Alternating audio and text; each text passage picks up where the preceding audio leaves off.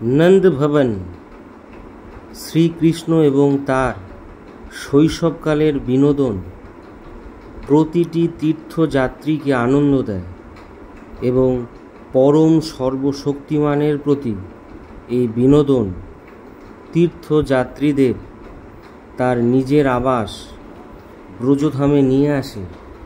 এই অঞ্চলের প্রতিটি অংশই ভগবান কৃষ্ণের আলাদা চরিত্রের বর্ণনা দেয়। মথুরা থেকে নন্দগাঁও বরসানা পর্যন্ত এই শহরগুলির সাথে কানহার শৈশবের সম্পর্ক তাদের তীর্থ ভ্রমণের একটি বিশেষ গন্তব্য করে তোলে। নন্দগাঁও সেই স্থান যেখানে কংসের নিষ্ঠুরতা থেকে প্রভু কানহা আশ্রয় নিয়েছিলেন বলে কথিত আছে। নন্দ ভবন ছিল নন্দগাঁওয়ের শ্রীকৃষ্ণের পালক পিতা নন্দ মহারাজের বাসভবন। মথুরা থেকে 30 কিলোমিটার দূরে অবস্থিত। নন্দগাঁও নন্দীশ্বর পাহাড়ের সংলগ্ন দক্ষিণে অবস্থিত।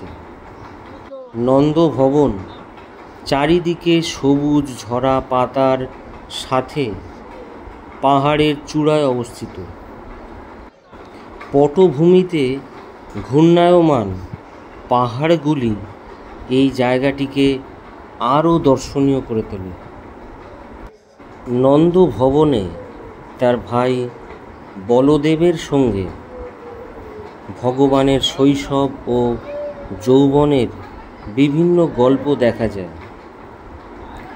এটা বিশ্বাস করা হয় যে শ্রী রাধা মা যশোদার প্রেমময় অনুরোধে এখানে আসতেন। অত্যন্ত আনন্দের সাথে তিনি শ্রীকৃষ্ণের জন্য সুস্বাদু খাবার তৈরি করতেন। তারপর কৃষ্ণ তার বন্ধুদের সাথে এবং ভবনের ডাইনিং হলে খাবার খেতেন এবং শয়নকক্ষে বিশ্রাম নিতেন।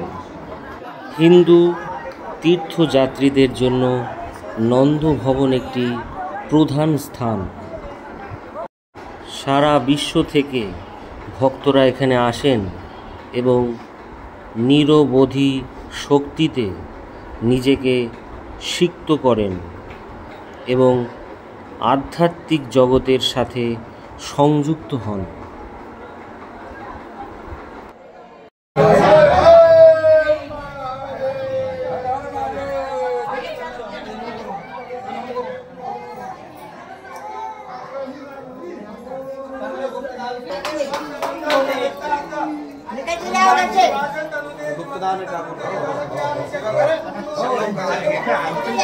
चलते रहेंगे। चलते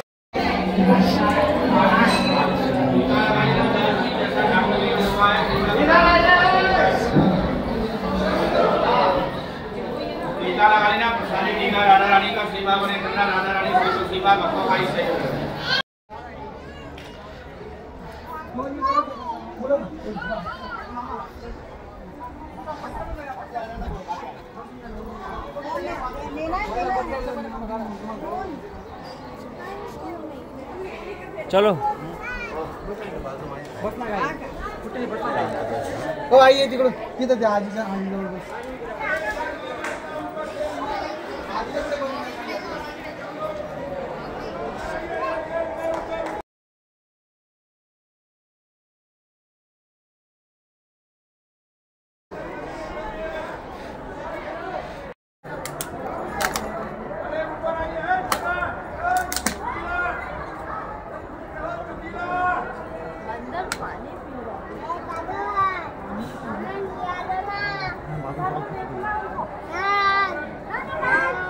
ज़्यादा नहीं नजदीक से भैया, इसका कोई भरोसा नहीं है।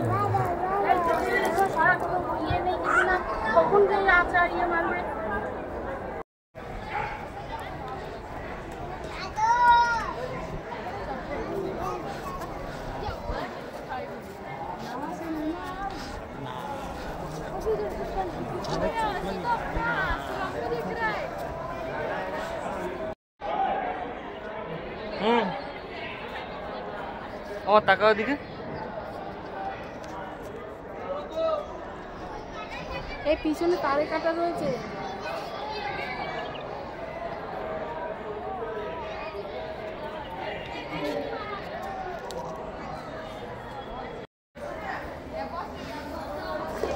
चलो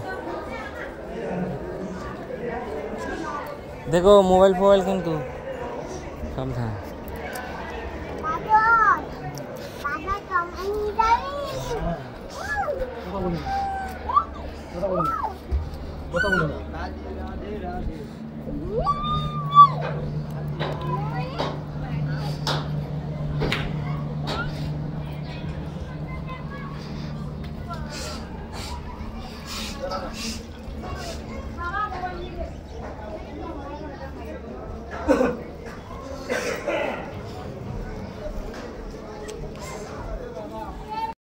ऐसो ऐसो